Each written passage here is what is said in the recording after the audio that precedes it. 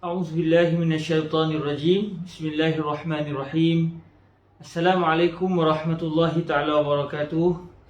الحمد لله والصلاة والسلام على الحبيب المصطفى سيدنا ومولانا محمد رسول الله وعلى آله وعترته وأصحابه ومن والاه.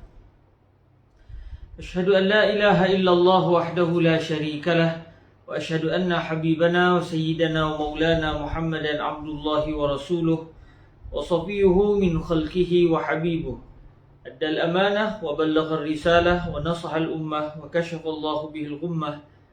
اللهم صل وسلم وزد وبارك على حبيبنا وسيدنا ومولانا محمد وعلى آل سيدنا محمد. اللهم آمين. أما بعد. Alhamdulillah, syukur kita kepada Allah SWT.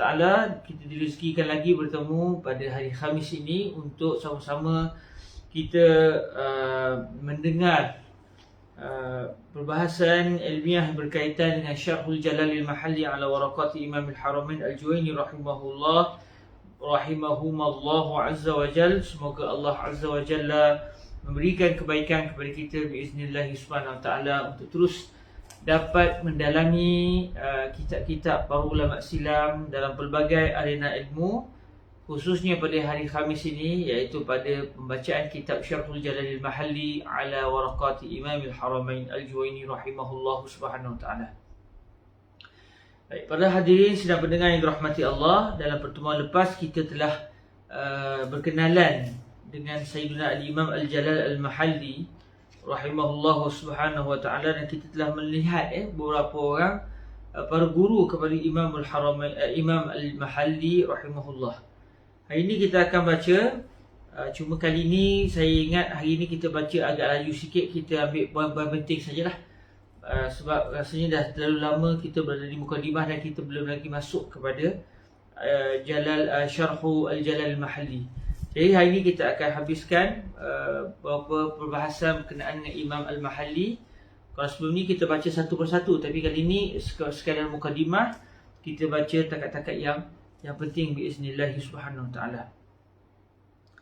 Baik, di buku Serat Nun, siapa yang punya kitab itu di buku Serat Nun, kita akan melihat siapakah dia Sayyidina Al-Imam Al-Imam Ibn Hajar Al-Asqalani. Maknanya antara guru kepada Imam Al-Jalal Al-Mahalli, antara guru beliau adalah Al-Imam Ibn Hajar Al-Asqalani yang sangat terkenal dalam ilmu hadis. Al-Imam Al-Hafiz Ibn Hajar Al-Asqalani, nama beliau adalah Ahmad bin Ali. Maksudnya Ibn Hajar itu gelaran. Ibn Hajar itu adalah gelaran. Manakala nama betul beliau ini dipanggil dengan gelaran Syihabuddin juga. Selain daripada Ibn Hajar juga dipanggil sebagai Syihabuddin Abul Fadl. Itu antara gelaran beliau. Nama betul Imam Ibn Hajar Al-Asqalani adalah Ahmad, sebab itu dipanggil Syihab.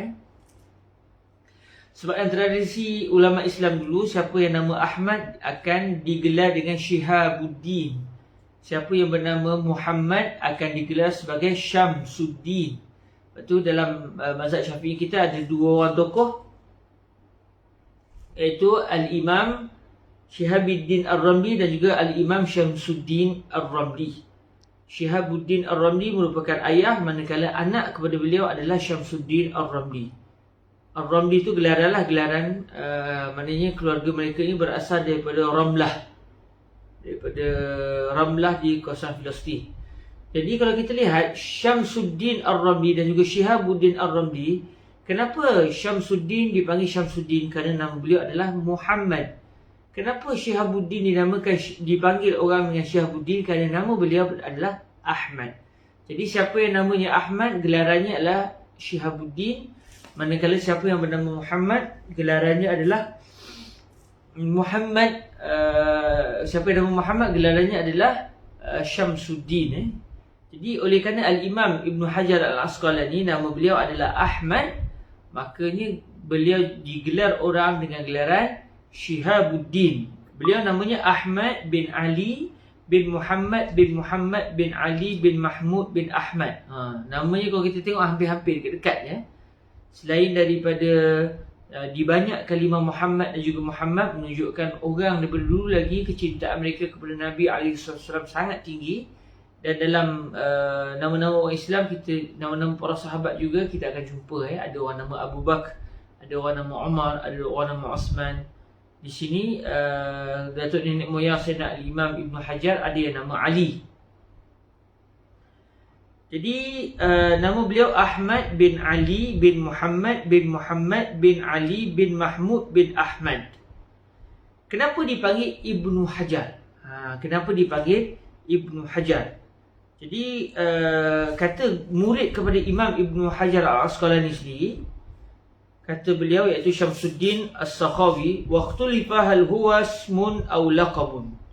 Adakah Hajar itu, Ibnu Hajar maknanya anak kepada Hajar. Maknanya ada satu orang namanya Hajar. Jadi Imam Ahmad bin Ali bin Muhammad ini merupakan keturunan daripada lelaki yang bernama Hajar. Cuma kata murid Imam Ibn Hajar Al-Asqalani yang bernama Syamsuddin, yang digelar orang dengan gelaran Syamsuddin As-Sakhawi, waqtulifa hal huwa ismun aw laqabun. Adakah Hajar itu sendiri, kalau ikut asal mana Hajar, maknanya batu lah. Hajar artinya batu. Jadi para ulama berbeza pendapat. Adakah Hajar itu nama orang atau gelaran? Adakah memang datuk nenek moyang Imam Ibn Hajar Al-Asqalani dulu ada satu orang lelaki nama Hajar? Hajar bin sekian-sekian-sekian. Atau namanya bukan Hajar, tapi digelar orang dengan gelaran Hajar. Jadi ada dua pendapat. Dikatakan huwa laqabu li Ahmad al-A'la fi nasabihi. Ada orang berpendapat Hajar itu bukan nama. Itu sebenarnya gelaran bagi Datuk Al-Imam Ibn Hajar Al-Asqalani yang paling tinggi sekali yang bernama Ahmad. Kalau kita tengok dalam nasab keturunan Imam Ibn Hajar, beliau bernama Ahmad. Ayah beliau bernama Ali. Datuk beliau bernama Muhammad. Moyang beliau bernama Muhammad. Moyang beliau ni pula bernama Muhammad bin Ali bin Mahmud bin Ahmad. Jadi salah seorang moyang-moyang yang di atas ada nama Ahmad. Jadi Ahmad inilah dikatakan sebagian orang, dialah yang digelar dengan panggilan Hajar. Jadi Ibnu Hajar bermaksudnya salah seorang anak keturunan zuriat seorang lelaki yang bernama Ahmad yang digelar orang dengan gelaran Hajar. Jadi akhirnya dipanggil Ibnu Hajar. Itu asal muasal mengapa Imam Ibn Hajar dipanggil Ibn Hajar, sedangkan nama Al-Imam Ibn Hajar adalah Ahmad bin Ali bin Muhammad bin Ali bin Mahmud bin Ahmad. Kerana Ahmad yang terakhir tadi tu, iaitu ayah kepada Mahmud, Ahmad ini dipanggil orang dengan gelaran Hajar. Wa qila bal huwa ismun liwalidihi Ahmad al-musyar ilaih. Ada juga yang berpendapat Hajar itu bukan gelaran, sebaliknya ianya adalah nama bagi ayah kepada moyang Imam Ibn Hajar yang teratas tadi yang namanya Ahmad. Ada dua pendapat. Satu pendapat kata moyang atas-atas Imam Ibn Hajar iaitu ayah kepada Mahmud. Saya ulang sekali, Ahmad bin Ali bin Muhammad bin Ali bin Mahmud. Mahmud ayahnya nama Ahmad. Jadi Ahmad yang merupakan ayah kepada Mahmud ini, ada orang kata Ahmad inilah yang dipanggil Hajar. Ada orang pula berpendapat Ahmad ini, iaitu ayah kepada Mahmud ni, ayah kepada Ahmad namanya Hajar. Jadi ala kulli hal, sama ada adakah Hajar ini sebenarnya Ahmad atau Hajar ini sebenarnya adalah ayah kepada Ahmad. Al-Imam Ibn Hajar Al-Asqalani atau nama betul beliau Ahmad bin Ali bin Muhammad bin Ali bin Mahmud bin Ahmad adalah daripada keturunan seorang lelaki yang mungkin digelar orang dengan gelaran Hajar, atau mungkin adalah merupakan ayah kepada ataupun nama betul kepada moyang Imam Ibn Hajar yang bernama Ahmad tadi. Jadi kalaulah kita kata Hajar itu nama kepada Ahmad, jadi nasab keturunan Imam Ibn Hajar akan jadi Ahmad bin Ali bin Muhammad bin Ali bin Mahmud bin Ahmad bin Hajar. Jadi di sinilah ada dua pendapat dalam menentukan siapakah sebenarnya Hajar dan mengapa Imam Ibnu Hajar Al-Asqalani dipanggil Ibnu Hajar, anak lelaki kepada Hajar. Okey, kalau kita tengok secara laju-laju lagi, Al-Imam Ibnu Hajar ini yang merupakan guru kepada Jalaluddin Al-Mahalli. Beliau lahir pada tahun 773 Hijriah. Lahir pada tahun 773 Hijriah.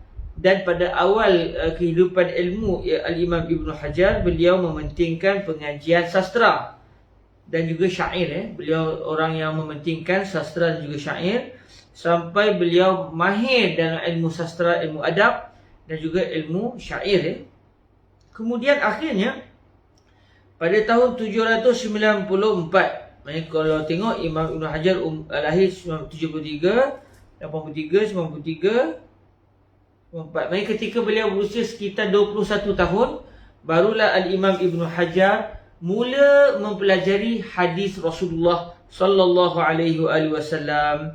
Beliau telah mendengar daripada ramai para ulama, antara yang terkenalnya adalah Zainuddin Al-Iraqi, iaitu Al-Hafiz Abul Fadl Zainuddin Al-Iraqi. Jadi Zainuddin Al-Iraqi yang merupakan ulama terkenal satu ketika dahulu, beliau adalah merupakan guru kepada Al-Imam Ibnu Hajar Al-Asqalani. Jadi maknanya kalau kita tengok para ulama hebat macam mana sekalipun, mereka akan menuntut ilmu. Tak ada istilah orang alim tu tiba-tiba dia jadi alim sedangkan tak ada guru. Ada sejarah menyatakan Al-Imam Ibnu Hajar ini ketika satu hari beliau minum air Zam-Zam. Sewaktu minum air Zam-Zam itu beliau berdoa, sebab Rasulullah sallallahu alaihi wasallam berdoa dengan doa yang berbunyi, bersabda dengan sabda yang berbunyi, ma'u Zam-Zam lima syuribalahu. Air Zam-Zam adalah untuk apa yang didoakan dengannya.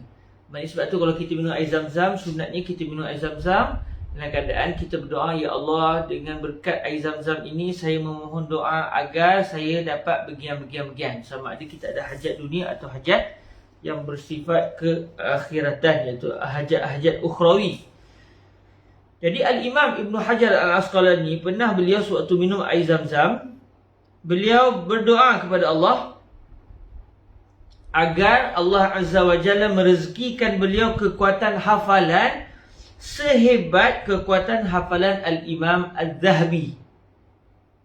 Akhirnya Allah Azza wa Jalla merezekikan Al-Imam Ibnu Hajar dengan kekuatan hafalan seperti Al-Imam Az-Zahabi, bahkan lebih lagi daripada Al-Imam Az-Zahabi.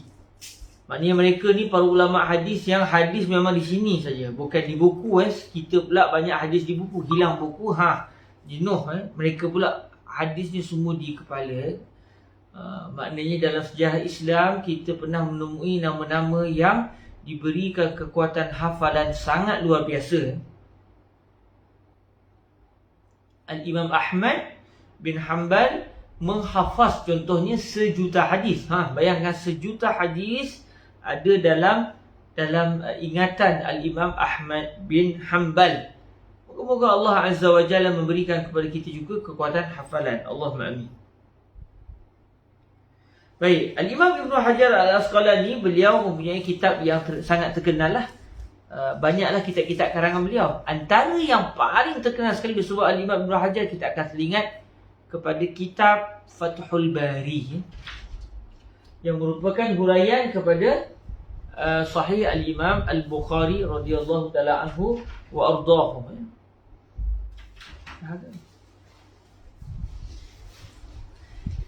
Saya dikacau oleh Al-Fadhil Sa'ammar bin Mustafa. Dia tiba-tiba masuk, dia senyum kat saya.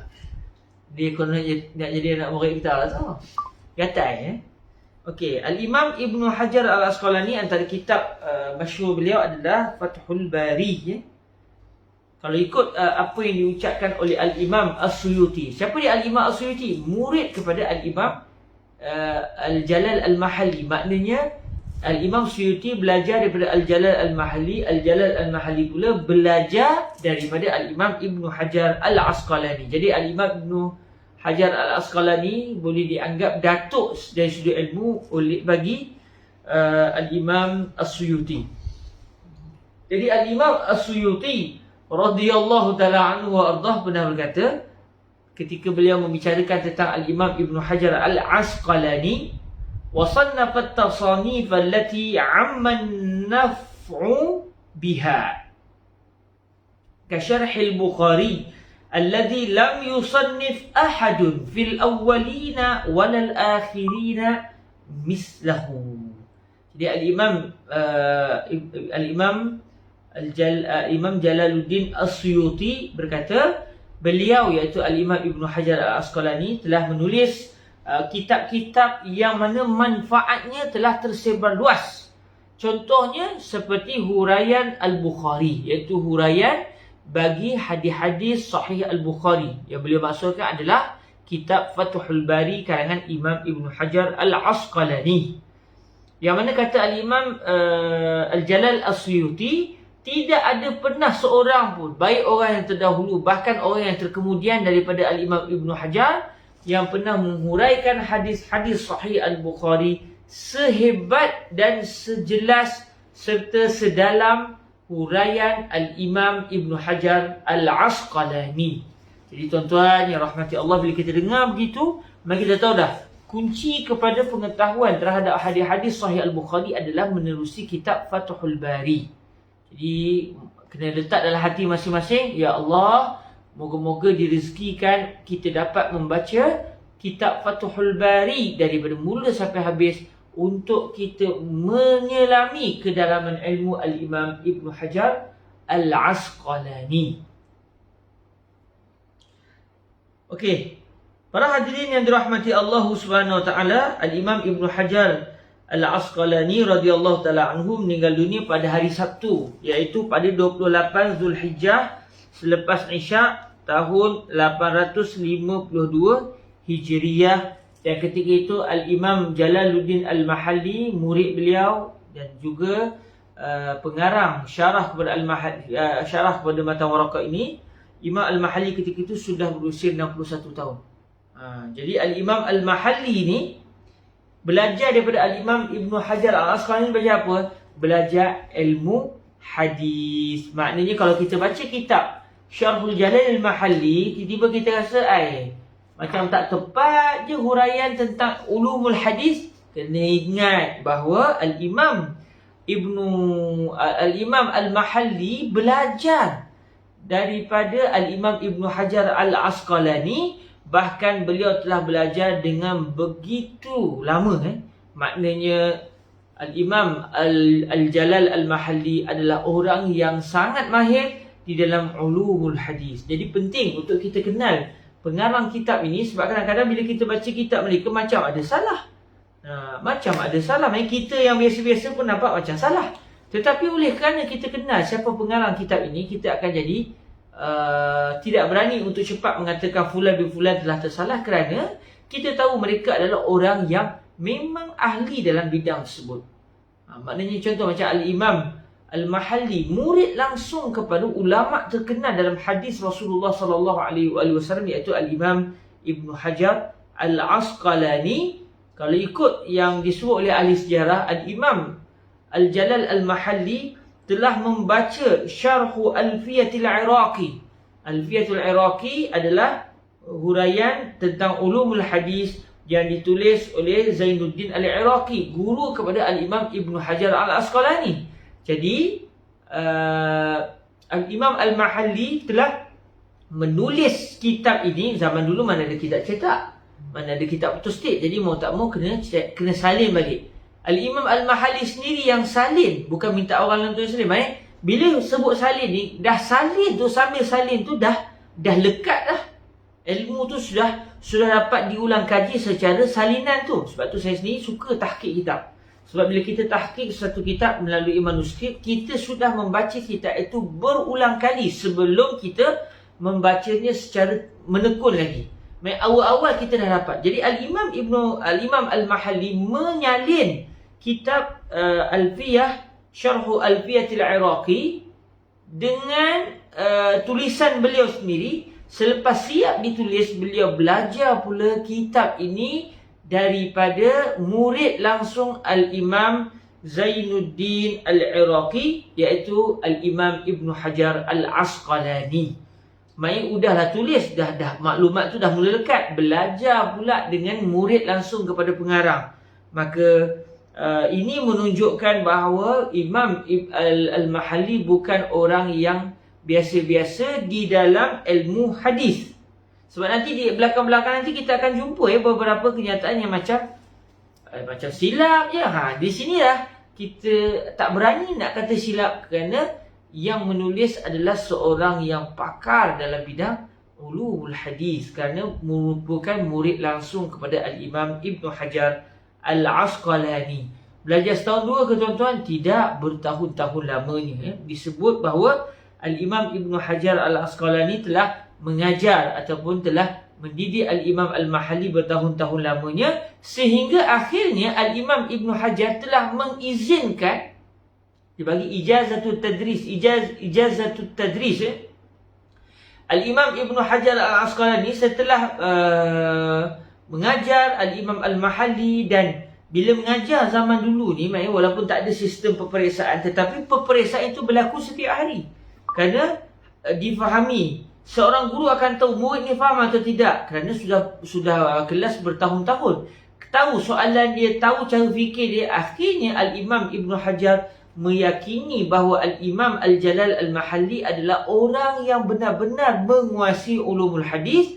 Akhirnya Al-Imam Ibn Hajar Al-Asqalani telah mengizinkan Al-Imam Al-Jalal Al-Mahalli untuk membaca serta mengajar kitab Syarhu Alfiyati Al-Iraqi. Maknanya, subhanallah, Al-Imam Al-Mahalli bukan sekadar mahir dalam bidang fiqh, bukan sekadar mahir dalam bidang ilmu usul fiqhi, beliau juga merupakan seorang yang alim yang begitu mahir dalam ulumul hadis. Subhanallah.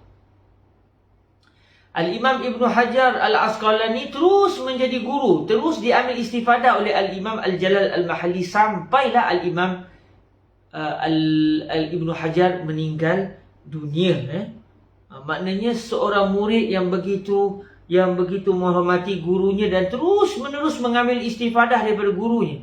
Walaupun maknanya Al-Imam Al-Mahalli pun akhirnya selepas tu dah jadi alim dah, taraf guru dah. Walaupun sudah diangkat menjadi guru, tetap Al-Imam Al-Mahalli menuntut ilmu berterusan daripada Al-Imam Ibn Hajar Al-Asqalani.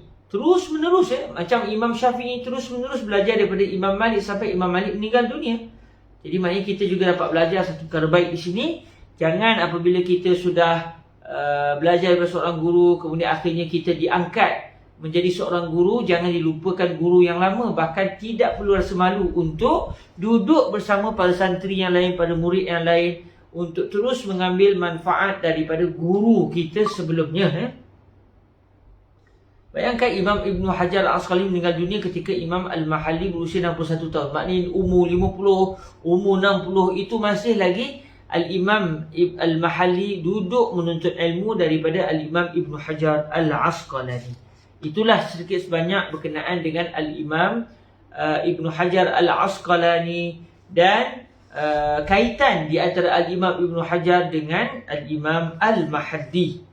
Jadi maknanya pengarang Syarhul Jalal Al-Mahalli 'ala al-Waraqat ini merupakan pengarang yang betul-betul menguasai fiqh, menguasai ilmu usul fiqh dan menguasai ulumul hadis serta ilmu-ilmu yang lain. Okey, kita lihat sikit tentang Imam Al-Mahalli. Imam Mahalli memang mengajar masyarakat. Beliau juga ada menghasilkan karya. Beliau juga sudah kalau ikut dari segi sejarahnya, pada tahun 844 Hijriah beliau telah diminta untuk menjadi guru dalam bidang fiqh mazhab Al-Imam Asy-Syafi'i di Al-Madrasah Al-Barquqiyah di Mesir. Ganti kepada Asy-Syihab Al-Qurani. Jadi pada tahun 844 beliau diminta menjadi guru, mengajar ilmu fiqh mazhab Imam Syafi'i di satu pusat pengajian yang bernama Al-Barquqiyah. Kemudian beliau juga menjadi guru dalam bidang fiqh Al-mazhab Imam Asy-Syafi'i di madrasah yang dipanggil Al-Muayyidiyah. Al-Muayyadiyah. Madrasah Al-Muayyadiyah. Ini setelah kewafatan Al-Imam Ibn Hajar Al-Asqalani. Kalau kita tengok Madrasah Al-Barqukiyah dan juga Al-Madrasah Al-Muayyadiyah ini adalah merupakan dua pusat pengajian yang berada di Qahirah, Mesir. Di Syari' Al-Mu'izz li Dinillah Al-Fatimi. Ustaz Ammar dia biasa berjalan, dia tahulah kawasan-kawasan tu. Jadi kalau kita berjalan, mungkin kita boleh cari balik di manakah kedudukan asal Madrasah Al-Barqukiyah dengan Al-Muayyadiyah, kerana di situlah satu ketika dahulu Al-Imam Al-Jalal Al-Mahalli pernah mengajar dan menyebarkan fiqh mazhab Al-Imam Asy-Syafi'i radhiyallahu taala anhu wa ardahu. Siapa murid kepada Al-Imam Al-Mahalli, Al-Jalal Al-Mahalli? Kita tengok. Sebab kita dah tahu dah betapa guru-guru Al-Imam Al-Mahalli ni hebat-hebat. Orang-orang yang sangat tinggi kedudukan dari sudut ilmu. Kita tengok pula murid yang terhasil daripada usaha Al-Imam Al-Jalal Al-Mahalli. Siapa murid beliau? Antaranya Syekhul Islam Zakaria Al-Ansari. Sebut nama Syekhul Islam Zakaria Al-Ansari pun kita dah rasa macam nak terobang orang Perak kata. Nak katanya tingginya keilmuan Al-Imam Zakaria Al-Ansari, Syekhul Islam. Dia sebut dalam mazhab Syafi'i, qala Syekhul Islam. Terus kita mengetahui bahawa orang itu adalah Al-Imam Zakaria Al-Ansari. Jadi Al-Imam Zakaria Al-Ansari ni adalah merupakan murid kepada Al-Imam Al-Jalal Al-Mahalli. Siapa lagi murid kepada Al-Imam Al-Mahalli? Jalaluddin As-Suyuti. Al-Imam As-Suyuti, pengarang kitab Al-Ashbah wal Nazair, juga merupakan antara murid Al-Imam Al-Mahalli. Bila kita tengok, murid pun dahsyat-dahsyat. Maksudnya apa? Guru pun dahsyat. Sungguh dari sudut keilmuannya. Okey. Antaranya lagi Syamsuddin As-Sakhawi. Banyak lagi lah murid-murid kepada Al-Imam Ibn Hajar, murid kepada Al-Jalal Al-Mahalli. Antaranya lagi Al-Imam Ibrahim bin Ali Al-Qalqashandi, antara ulama besar dalam bidang hadis dan juga bidang periwayatan hadis Rasulullah sallallahu alaihi wasallam. Antaranya lagi kalau kita lihat di sini, antaranya lagi Ibnu Jama'ah, salah seorang ulama yang juga terkenal, iaitu Ismail bin Ibrahim bin Abdullah, atau lebih dikenali dengan nama Ibnu Jama'ah, juga merupakan antara murid kepada Al-Imam Al-Mahalli. Baik, akidah Imam Al-Mahalli.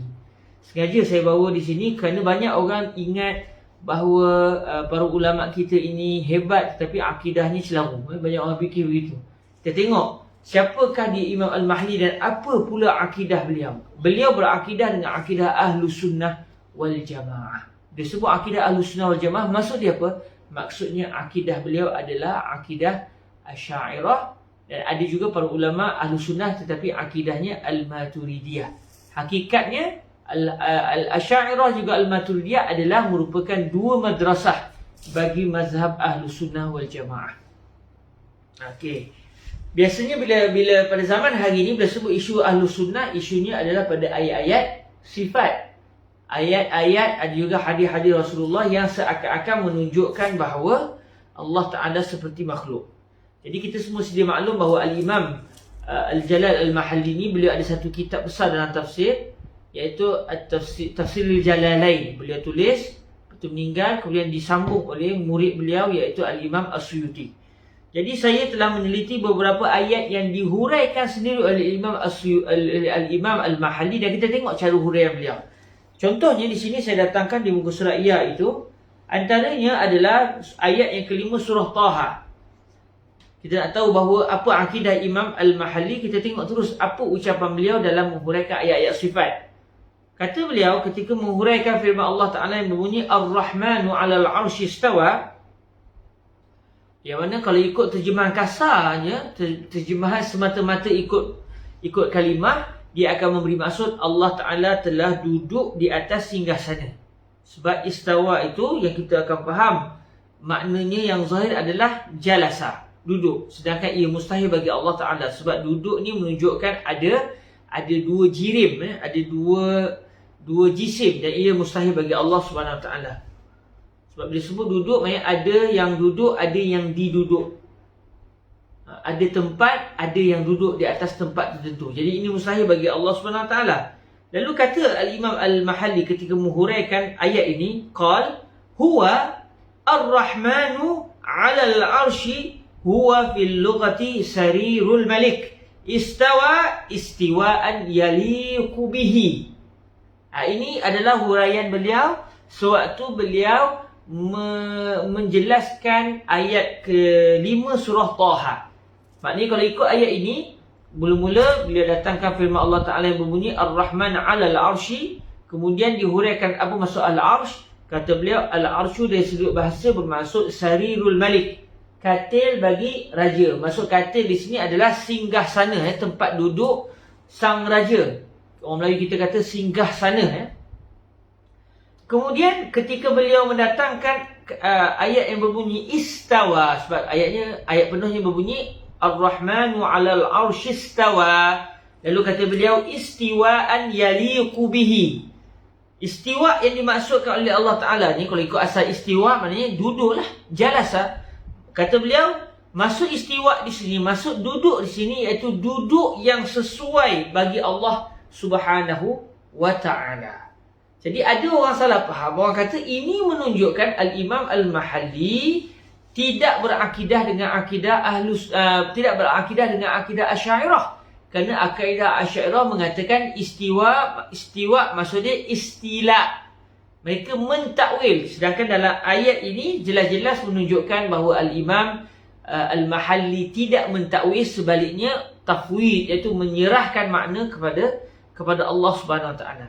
Tapi mereka rupanya tersilap kerana mereka ingat bila sebut mazhab Asy'ariyah artinya mazhab yang mentakwil dengan maksud mencari apakah maksud kalimah yang seakan-akan menunjukkan Tuhan seperti makhluk.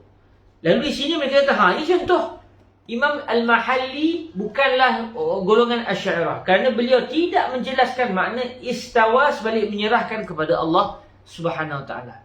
Namun kalau kita merujuk kepada para guru dan meminta penjelasan apa maksud Imam Al-Mahalli di sini, maksud Al-Imam Al-Mahalli di sini adalah istiwa yang sesuai dengan Allah. Maknanya ayat ini menunjukkan Tuhan seperti makhluk. Mustahil Allah seperti makhluk yang mempunyai sifat duduk dan sebagainya. Maknanya ada makna lain. Makna yang dimaksudkan itu adalah makna yang diinginkan oleh Allah, yang sesuai bagi Allah Subhanahu Wa Taala, yang tidak akan seperti makhluk sama sekali. Itu yang dimaksudkan dengan istiwaan yaliqu bihi. Maknanya kita baca ayat tu, kita kata istiwa ni kalau ikut makna bahasa duduk. Duduk dengan maksud yang kita faham, maknanya ada benda, tempat, kemudian ada objek di atas benda itu. Yang ni mustahil bagi Allah Ta'ala, tak sesuai bagi Allah. Maknanya ada makna lain. Apa makna itu? Serahkan kepada Allah. Yang sesuai bagi Allah. Allah yang sebut, Allah lah yang tahu. Ini adalah merupakan salah satu cara kefahaman para ulama Ahlu Sunnah wal Jamaah terhadap ayat-ayat seperti ini. Dan ini telah dipilih oleh Al-Imam Al-Mahalli sewaktu menghuraikan ayat yang kelima surah Taha. Bukan maksud beliau Allah Ta'ala memang duduk sungguh, memang ada tempat sungguh. Cuma macam mana bentuk, kaedah duduk, itu serah pada Allah. Yang ni mustahil. Sebab kita ketika itu sudah mengatakan Allah seperti makhluk, iaitu mempunyai lokasi. Sedangkan akidah Ahlussunnah wal Jamaah menafikan yang Allah berlokasi. Okey, contoh yang kedua lagi, Al-Imam As-Subki. Al-Imam As-Subki iaitu pengarang kitab Jam'ul Jawami' dalam ilmu usulul fiqh.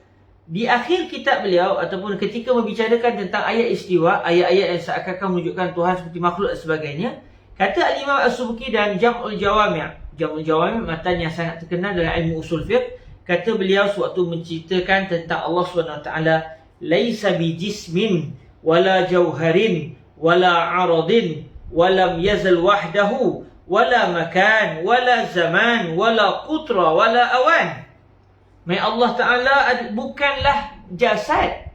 Allah Ta'ala bikin kata Allah Ta'ala maha besar. Bukan maksudnya Allah Ta'ala ada tubuh yang sangat besar. Mustahil, sebab jasad ini adalah sifat makhluk, bukan sifat Allah SWT. Allah Ta'ala bukan jauhar. Allah Ta'ala bukannya arad, bukannya sifat. Allah Ta'ala ni daripada dulu dah ada dalam keadaan tidak ada tempat, tidak ada zaman, tidak ada negara dan tidak ada masa bagi Allah Subhanahu Wa Ta'ala. Kerana semua yang disebut tadi semuanya merupakan makhluk. Tempat adalah makhluk, zaman adalah makhluk. Jadi oleh kerana zaman dan tempat adalah merupakan makhluk, maka mustahil Allah masuk di dalam makhluk. Kerana bila makhluk, maknanya Allah sudah wujud sebelum wujudnya makhluk. Okey, ketika Imam As-Subki mendatangkan kenyataan ini dalam kitab Jam'ul Jawami', kita tengok apa huraian Al-Imam Al-Mahalli yang merupakan antara yang paling hebat menghuraikan kitab Al-Jalal, kitab Jam'ul Jawami'. Apa kata beliau? Laisa bijismin wala jawharin wala 'aradin لأنه تعالى منزه عن الحدوث وهذه حادثة لأنها أقسام العالم إذ هو إما قائم بنفسه أو بغيره والثاني العرض والأول ويسمى بالعين وهو محل الثاني المقوم له إما مركب وهو الجسم أو غير مركب وهو الجوهر وقد يقيد بالفرد ولم يزل وحده ولا مكان ولا زمان ولا قطر ولا أوان هذا من عطف الخاص على العام إذ القطر مكان مخصوص كالبلد والأوان زمن مخصوص كزمن الزرع والداعي إلى العطف الخطابة في التنزيه أي apa kata Imam Al-Mahalli yang tadinya suatu menghuraikan surah Taha ayat kelima, beliau tidak mentakwil. Beliau kata apa? Maksud ayat, maksud Allah Ta'ala, hakikat yang kita kena faham tentang Allah Ta'ala adalah huwa mawjudun wahdahu qabla al-makani waz-zaman fahuwa munazzahun anhuma. Allah telah wujud satu-satunya dengan sendiri tanpa ada makhluk pun sebelum wujudnya tempat dan zaman. Allah Ta'ala adalah suci daripada tempat dan zaman. Kemudian kata Al-Imam As-Subki lagi dalam Jam'ul Jawami', suatu beliau mendatangkan kenyataan beliau, wa ma sahha fil kitabi was sunnati min as-sifat na'taqidu zahiral ma'na wa nunazzihu 'inda sama'il mushkil thumma ikhtalafa a'immatuna an nu'awwilu am nufawwidu munazzihina ma'attifaqihim ala anna jahlana bi tafsilihi la yaqdah. Kata Imam As-Subki dalam Jam'ul Jawami', apa yang telah sah, maksudnya betul-betul firman Allah, betul-betul sabdaan Nabi SAW yang seakan-akan menunjukkan Allah seperti makhluk, maka kita beriktikad dengan makna yang zahir. Maknanya kita meyakini memang itu firman Allah. Contoh macam Allah Ta'ala sebut Ar-Rahmanu 'alal 'arsy istawa. Kita kata ini ayat Quran. Bila Nabi sebut tentang Allah Ta'ala ada tangan, ada asabi', ada jari jemari. Dan bila kita tengok hadis tu hadis sahih ataupun hadis hasan, kita kata betul lah tu. Betul lah itu sabdaannya Nabi alaihi salatu wasalam. Itu yang dimaksud na'taqidu zahiral ma'na wa nunazzihuhu 'inda sama'il mushkil. Kita beriman dengan makna yang zahir, dalam masa yang sama kita menafikan ketika mendengar yang muskil. Makna yang tak muskil kita beriman macam biasa, kita berpegang dengan makna zahir. Tapi mari ayat-ayat yang menunjukkan seperti Tuhan bertempat, kita hendaklah menafikan Allah Ta'ala daripada bersifat dengan sifat makhluk. Summa ikhtalafa a'immatuna. Kemudian Imam Subki kata, para ulama kita ketika bicara tentang ayat yang seakan menunjukkan Allah seperti makhluk ini, para ulama kita berbeza pendapat. Para ulama Ahlus Sunnati wal Jamaah berbeza pendapat. Adakah seeloknya kita takwil, iaitu kita serahkan kepada Allah Subhanahu Wa Taala setelah kita menafikan Allah bukan seperti makhluk. Cuma bila Allah sebut ayat ataupun Nabi sebut ucapan yang macam Allah seperti makhluk, kita nafikan Allah seperti makhluk, kemudian kita serahkan makna kepada Allah. Itu dimasukkan dengan tafwid. Adakah kita nak takwil? Bila kita nak takwil, maknanya kita nak cari makna yang diinginkan oleh Allah secara dalam. Atau seeloknya kita tafwid, kita serahkan maknanya kepada Allah dalam keadaan kita meyakini bahawa Allah Ta'ala suci daripada sifat-sifat makhluk. Jadi kita tengok apa huraian Imam Al-Mahalli. Kata Imam Al-Mahalli, wa ma sahha fil kitabi was sunnati min as-sifati na'taqidu zahiral ma'na minhu wa nunazzihuhu 'inda sama'il mushkil minhu kama fi qawlihi ta'ala ar-rahmanu 'alal 'arsy istawa wa yabqa wajhu rabbik walitusna'a 'ala 'aini yadullahi fawqa aydihim wa qawlihi sallallahu alaihi wa alihi wasallam inna quluba bani adama kullaha baina usbu'ain min asabi'ir rahman ka qalbin wahidin yasrifuhu kaifa yasha innallaha yabsutu yadahu bil laili liyatuba musii'an nahar wa yabsutu yadahu bin nahari liyatuba musii'al lail hatta tatlu'a asy-syamsu min maghribiha rawahuma Muslim. Summa ikhtalafa a'immatuna an nu'awwilul mushkila am nufawwidu ma'nahu al-murada ilaihi ta'ala munazzihina lahu an zahirihi ma'a ittifaqihim ala anna jahlana bi tafsilihi la yaqdah fi i'tiqadina al-murad minhu mujmala wat tafwidu madhhabu salaf wa huwa aslam wat ta'wilu madhhabul khalaf wa huwa a'lam ay ahwaju ila mazidi ilmin fayu'awwalu fil ayat al-istiwa bi al-istila wal wajhu bizzat wal 'ainu bil basar wal yadu bil qudrah wal hadithan min babi tamthil al mazkur fi ilmi al bayan. Kita tengok satu tadi Imam Al-Mahalli suatu menghuraikan kenyataan Al-Imam As-Subki menyatakan para ulama ada dua pendapat, ada dua cara dan kedua-duanya tak ada masalah. Sama ada ingin menyerahkan terus maknanya kepada Allah, dan kata Imam Al-Mahalli ini adalah mazhab salaf. Ini pegangan ulama-ulama awal. Atau kita mencari makna yang diinginkan oleh Allah berdasarkan ilmu kita, takat-takat yang kita mampu, ijtihad kita. Ini adalah pegangan ulama yang terkemudian. Lalu kata Imam Al-Mahalli rahimahullahu azza wa jal, adapun pegangan ulama-ulama lama iaitu ulama salaf, ini adalah aslam, lebih selamat. Kenapa? Sebab bila tak cari makna, kita kata bila Allah Ta'ala sebut contohnya Ar-Rahmanu 'alal 'arsy istawa, Allah telah bersemayam, iaitu Allah telah duduk di atas singgahsana. Makna yang terzahir mustahil bagi Allah Ta'ala, sebab dia akan menunjukkan Tuhan ada bertempat, kedudukan Allah, tempat Allah adalah di atas arsy. Ini mustahil. Maknanya kita nafikan makna tersebut dan kita serahkan makna kepada Allah. Orang tanya istiwa ni maksud apa? Saya tak tahu. Allah sebut, yang pasti bukan maksudnya duduk, sebab itu mustahil bagi Allah Ta'ala, sebab itu sifat makhluk. Ada makna lain. Apa maknanya? Saya tak tahu, sebab Allah Ta'ala tak sebut, serah kepada Allah. Cuma yang pasti bukan makna yang menunjukkan Tuhan seperti makhluk. Bagi mazhab ini aslam, lebih selamat. Sebab bila tidak kita cari, maka kita tidak menyatakan perkara yang silap. Sebab bila kata-kata maksud ayat ini adalah bagian-bagian, kalau itu bukan maksud yang Allah inginkan, maka kita sudah tersilap. Tapi kita walaupun, contohnya para ulama kita, walaupun mereka mencari makna, itu berdasarkan ilmu, bukan mengikut taram, bukan mengikut sedap perut. Masing-masing dengan ilmu. Cuma secara yang lebih selamat adalah pegangan ulama salaf.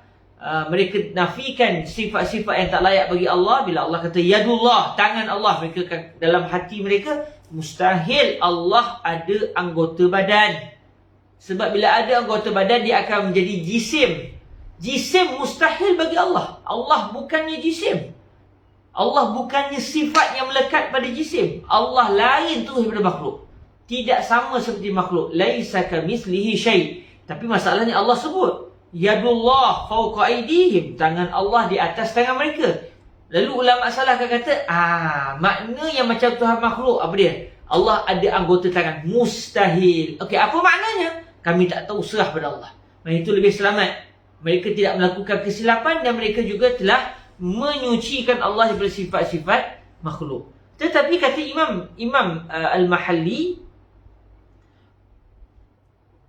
Adapun takwil itu adalah mazhabul khalaf. Takwil dengan maksud kita menolak makna yang mustahil bagi Allah Ta'ala, kemudian kita cari bersecara ilmunya apa yang dimaksudkan dengan ayat tersebut. Kata Al-Imam Al-Mahalli, mazhab khalaf, itu pegangan ulama-ulama khalaf dari sudut ayat sifat ini adalah a'lam, lebih memiliki nilai ilmu. Sebab ulama salaf mereka tak cari. Jadi dari sudut itu mereka selamat. Tetapi apa yang Allah inginkan mereka tak nak bijak. Jadi tidak ada pertambahan ilmu. Adapun ulama khalaf, walaupun mungkin mereka tersilap dalam menentukan makna yang Allah inginkan, tetapi ada penambahan ilmu, lebih mempunyai nilai pengetahuan. Seperti disebut, wat ta'wilu mazhabul khalaf wa huwa a'lamu. A'lam maksudnya lebih memiliki nilai ilmu. Maksudnya ai ahwaju ila mazidi ilmin. Ini adalah lebih berhajat kepada tambahan ilmu. Bila kita bincang, okey, Ar-Rahman 'alal 'arsy istawa. Istawa dengan maksud jalas mustahil. Okey, apa maknanya? Akhirnya kita akan mencari apakah lagi makna bagi istawa. Akhirnya kita tengok istawa dengan makna begini. Kita akan tengok pula, okey, banyak-banyak makna istiwa ni, apa makna yang sesuai bagi Allah Ta'ala, yang tidak menyebabkan sifat-sifat mustahil bagi Allah. Jadi ada penambahan ilmu. Lalu kata Imam Al-Mahalli rahimahullah azza wa jal, contohnya istiwa dalam ayat Ar-Rahman 'ala 'arsy istawa adalah bermaksud istila, menguasai. Allah duduk atas kerusi, maksudnya Allah yang menguasai kerusi. Bukan kerusi itu tanpa diuruskan oleh Allah. Walaupun ia hebat, walaupun dia makhluk yang sangat dahsyat, sangat-sangat luar biasa, namun tetap tertakluk dengan kekuasaan dan juga kehendak Allah Azza wa Jal. Jadi dia tetap berada di bawah kekuasaan Allah Azza wa Jal. Jadi istawa dengan maksud istawla. Nampak? Jadi maknanya Imam Al-Mahalli juga takwil. Tapi kalau ikut dalam surah tadi, dalam surah Taha, ketika beliau menghuraikan ayat surah Taha dalam tafsir beliau tidak takwil, beliau tafwid. Di sini seakan-akan Imam Al-Mahalli nak bagi tahu sebenarnya kedua-dua pendirian ini adalah benar, kedua-duanya masih di dalam ruang lingkup mazhab Ahlus Sunnah wal Jamaah. Jadi beliau iaitu Imam Al-Mahalli bermazhab dengan mazhab Asy'ariyah. Dia sebut mazhab Asy'ariyah yang mazhab Ahlus Sunnah wal Jamaah. Hari ini kadang-kadang dia sebut Ahlus Sunnah, ada orang kata kami bukan golongan Asy'ariyah, kami mazhab Ahlus Sunnah. Jadi sebenarnya sudah berlaku kekeliruan bagi kalimah Ahlus Sunnah, kerana mereka menganggap Ahlus Sunnah maksudnya mengatakan Tuhan ada tempat, Tuhan duduk atas langit. Ini bukan akidah Ahlus Sunnah. Ini akidah yang membawa kepada tajsim, membawa kepada seakan-akan Allah seperti makhluk, wal-'iyadzu billahi min zalik. Jadi kalau kita tengok Imam Al-Mahalli dalam tafsir beliau mengambil sikap tafwid. Maknanya istiwa dengan maksud yang layak bagi Allah. Maksudnya istiwa dengan maksud julus itu tidak layak bagi Allah. Maksud istiwa di sini ada makna lain yang layak bagi Allah, bukan maknanya duduk atas arasy. Okey, apa maksudnya? Serahkan kepada Allah. Ini adalah pegangan ulama-ulama salaf, juga termasuk di antara Ahlus Sunnah wal Jamaah. Ada juga cara lain, iaitu cara yang disebutkan oleh Al-Imam Al-Mahalli juga sewaktu beliau menghuraikan Jam'ul Jawami'. Beliau mengatakan al-istiwa maksudnya al-istila, al-wajhu. Bila Allah guna kalimah wajh, muka Allah. Wa yabqa wajhu rabbika. Kullu man 'alaiha fan wa yabqa wajhu rabbika dzul jalali wal ikram. Semua yang berada di atas muka bumi semuanya akan hancur binasa. Makhluk semua akan binasa. Yang kekal hanyalah wajah Allah. Apa yang kita faham bila guna kalimah wajhun? Muka. Bila kata muka, maknanya ada objek. Mustahil bagi Allah. Jadi tapi ini Allah Ta'ala yang sebut. Wa yabqa wajhu rabbik, inilah surah Ar-Rahman. Jadi maknanya ada makna lain. Apa maknanya? Ulama salaf akan kata hanya Allah sajalah yang tahu. Ulama khalaf kaji dari segi bahasa Arab, akhirnya mereka mendapati digunakan juga kalimah wajhun, dan yang dimaksudkan adalah zat. Cuma kalimah zat merujuk kepada yang berbentuk dan juga yang tidak berobjek. Jadi yang dimaksudkan dengan al-wajhu bukan dengan maksud wajah muka, sebaliknya bermaksud zat Allah Subhanahu Wa Taala. Begitu juga dengan kalimah al-yad. Al-yad di sini ditakwilkan oleh al-Imam Al-Mahalli dengan maksud kudrah. Yadullahi fawqa aydihim, tangan Allah di atas tangan-tangan mereka. Maksud dia kudrah Allah, kekuasaan Allah mengatasi kekuasaan mereka. Jadi ini sini menunjukkan bahawa sebenarnya akidah salaf dan juga akidah khalaf, kedua-duanya masih akidah Ahlus Sunnah wal Jamaah. Kerana dalam isu ayat sifat, maknanya para ulama kita ada dua pendirian. Sama ada menyerahkan maknanya kepada Allah setelah menafikan Allah tidak seperti makhluk. Makna yang mustahil dinafikan terlebih dahulu, barulah diserahkan kepada Allah. Ada satu lagi pendirian, iaitu apa kata kalau kita cari apakah makna yang Allah inginkan berdasarkan ijtihad kita, berdasarkan ilmu yang kita miliki. Lalu mula dicari apakah maksud istiwa, apakah maksud yad. Setelah kedua-dua golongan ini menafikan Allah seperti makhluk. Mereka nafikan dulu Allah bukan seperti makhluk. Mereka kata Allah bukan seperti makhluk. Mustahil makna-makna yang seakan-akan menunjukkan Tuhan seperti makhluk itu yang Allah inginkan. Mustahil. Kerana Allah tidak seperti makhluk. Okey, apa maknanya? Ada satu kumpulan pendapat, daripada kita salah, lebih baik kita serahkan kepada Allah. Satu kumpulan kata, walaupun mungkin kita salah, tapi kita menggunakan kemampuan ilmu kita. Al-Quran tujuannya supaya kita tahu makna. Marilah kita berusaha mencari dengan ilmu yang kita miliki. Akhirnya dicari. Jadi ada dua cara pendekatan. Dalam keadaan kesemua mereka memiliki satu akidah, iaitu mustahil Allah ada anggota badan, mustahil Allah ada anggota muka, mustahil Allah Ta'ala punya anggota badan namanya tangan, mustahil Allah berjalan dengan maksud yang kita faham daripada satu lokasi ke satu lokasi, mustahil Allah turun daripada satu tempat tinggi ke tempat yang rendah. Sebab berlaku pergerakan itu sifat makhluk. Mustahil Allah Ta'ala memiliki sifat-sifat makhluk. Mustahil Allah bertempat, duduk di langit, duduk di aras dan sebagainya. Itu semua perkara yang mustahil. Tapi bila Allah sebut seperti Allah bersifat makhluk, ada makna lain. Apa maknanya? Ada dua pendirian. Nak cari ke tak nak cari? Kalau tak nak cari, itu lebih selamat. Maksudnya kita tak akan silap walaupun kita tak tahu. Kita tak ada pengetahuan baru tapi kita tak silap. Kalau kita cari, menambah pengetahuan, tetapi mungkin berlaku kesilapan. Jadi ada dua pendirian para ulama dalam isu ini. Alhamdulillah, di sini jelaslah kita bahawa Al-Imam Al-Mahalli bermazhab dengan mazhab Ahlus Sunnah wal Jamaah. Kalau ada orang kata mazhab Ahlus Sunnah, maksudnya bukan mazhab Asy'ariyah, orang itu sudah terkeliru dengan hakikat erti Ahlus Sunnah wal Jamaah. Dari segi mazhab fiqh, Imam Al-Mahalli bermazhab dengan mazhab Imam Asy-Syafi'i. Dan ini semua kalau kita tengok dari segi sanad beliau pun, sanad perguruan beliau, memang beliau belajar daripada guru ke guru, guru ke guru sampai kepada Imam Asy-Syafi'i. Contohnya di sini Imam Al-Jalal Al-Mahalli belajar daripada Al-Jalal Al-Bulkini. Al-Jalal Al-Bulkini belajar fiqh daripada Sirajuddin Al-Bulkini. Sirajuddin Al-Bulkini belajar fiqh daripada antaranya Najmuddin Al-Aswani. Najmuddin Al-Aswani belajar fiqh daripada Abul Fadl Zahiruddin Ja'far At-Tazmanti. At-Tazmanti pula belajar fiqh daripada Bahauddin Ibnul Jumaizi. Ibnul Jumaizi belajar fiqh daripada Al-Qadi Abdullah bin Muhammad Ibni Hibatillah, atau lebih dikenali dengan nama Ibnu Abi Asrun. Ibnu Abi Asrun belajar fiqh daripada ramai guru, antaranya daripada Al-Hasan bin Ibrahim bin Barhun Al-Fariqi.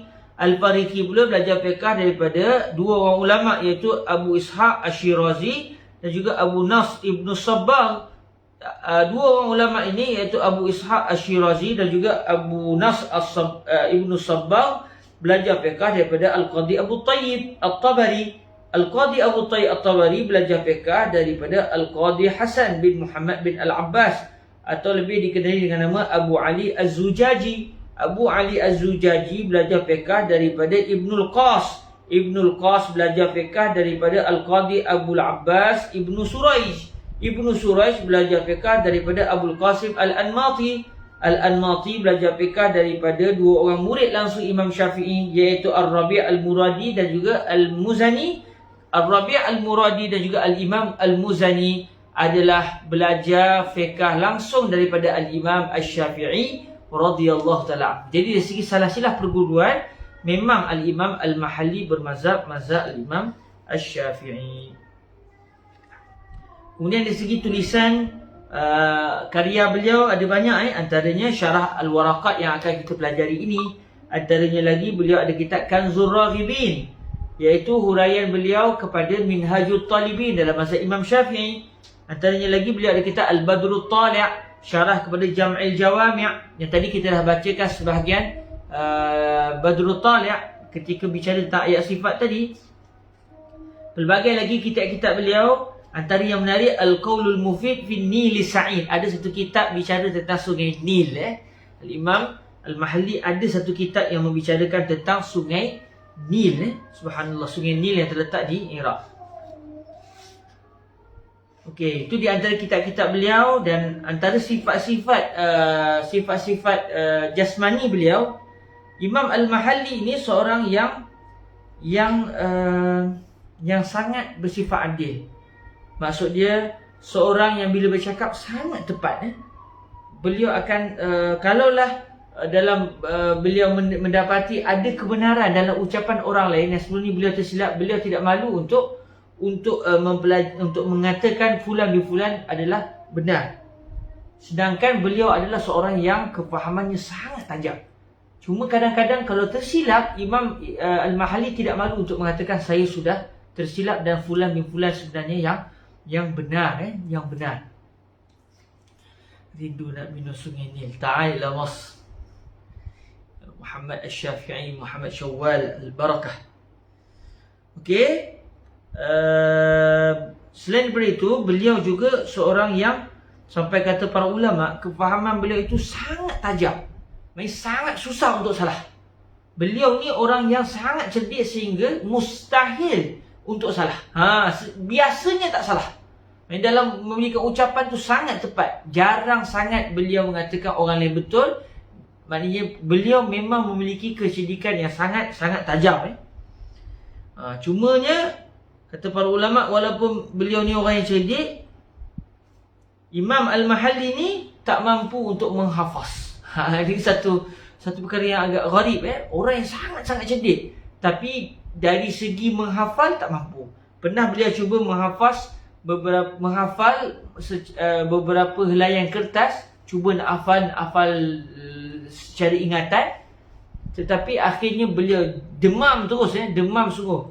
Maksudnya beliau tidak menghafaz, tidak mampu untuk menghafaz. Beliau tidak mampu untuk menghafaz. Pun begitu, walaupun tak mampu menghafaz, kefahaman beliau sangat teliti.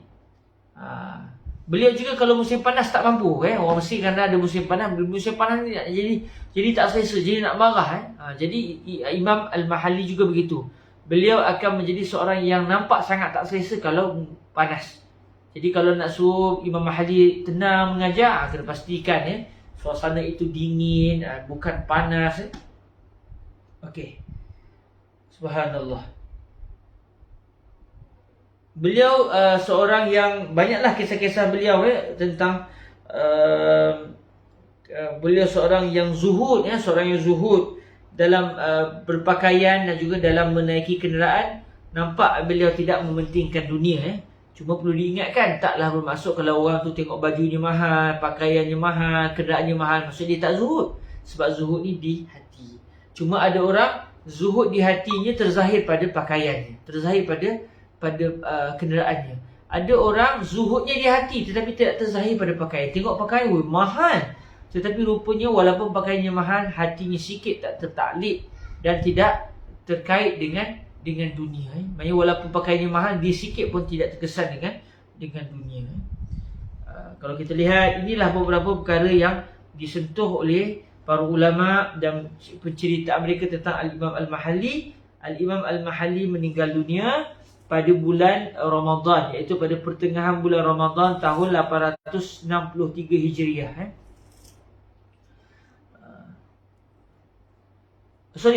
Beliau mula sakit pada pertengahan Ramadan. mula sakit cirit-birit. Beliau sakit cirit-birit pada pertengahan Ramadan 863 Hijriah. Bila Ramadan dan akhirnya pada bulan Muharram. Sakit lama jugalah. Ramadan start sakit, Ramadan, Syawal, Zulkaidah, Zulhijjah.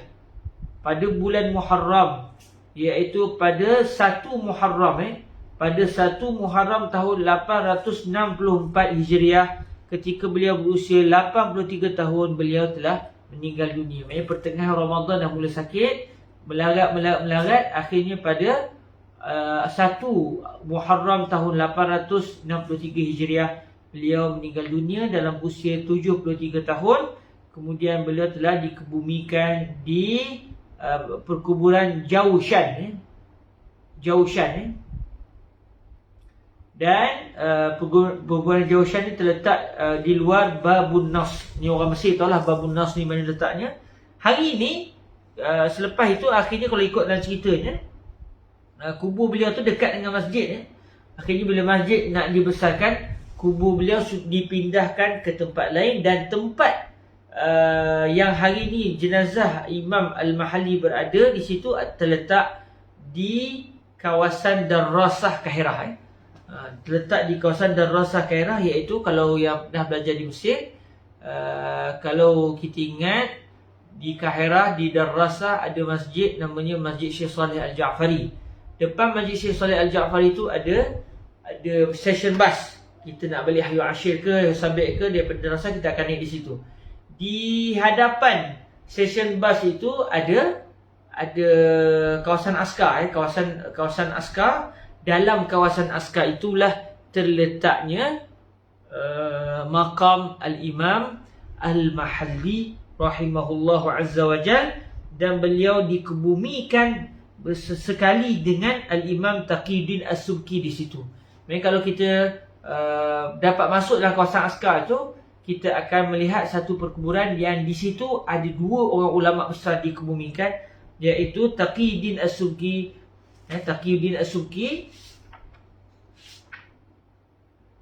dan juga Al-Imam Al-Jalal Al-Mahalli rahimahumullahu subhanahu wa ta'ala. Alhamdulillah, syukur kita kepada Allah pada hari ini dapat kita baca laju-laju tentang Al-Imam Al-Mahalli rahimahullah. Maka biiznillah dalam pertemuan yang akan datang kita akan mula membaca kitab ini, yang saya jangkakan mungkin akan mengambil majlis sebanyak 80 majlis. Saya sangka je lah, kita tak tahu lah apa yang Tuhan akan rezekikan. Kita akan cuba membacanya secara halus, insya-Allah. Saya jangkakan dalam 80 majlis, itu majlis sejam, yang kita ada 80 jam untuk memahami kitab ini, insya-Allah subhanahu wa ta'ala. Terima kasih di atas kesudian mendengar majlis ini. Moga-moga kita direzekikan oleh Allah dengan kebaikan yang berterusan. Aku lu qouli hadza wa astaghfirullahi wa lakum. Kita tangguhkan majlis kita dengan salawat kepada Sayyidina Al-Imam Asy-Syafi'i radhiyallahu taala anhu. Kitab ni kitab apa? Ini adalah kitab Syarhul Jalal Al-Mahalli ala Waraqat Imam Al-Haramain Al-Juwaini. Jazakumullahu khaira. Kita tangguhkan majlis kita dengan salawat ke hadrat baginda Rasulullah sallallahu alaihi wa alihi wasallam. Allahumma salli afdala salatin ala as'adi makhluqatika Sayyidina Muhammadin wa ala alihi wa sahbihi wa sallim adada ma'lumatika wa midada kalimatika kullama ذكرك الذاكرون وغفل عن ذكره الغافلون اللهم صل أفضل صلاة على أسعد مخلوقاتك سيدنا محمد وعلى آله وصحبه وسلم عدد معلوماتك ومداد كلماتك كلما ذكرك الذاكرون وغفل عن ذكره الغافلون اللهم صل أفضل صلاة على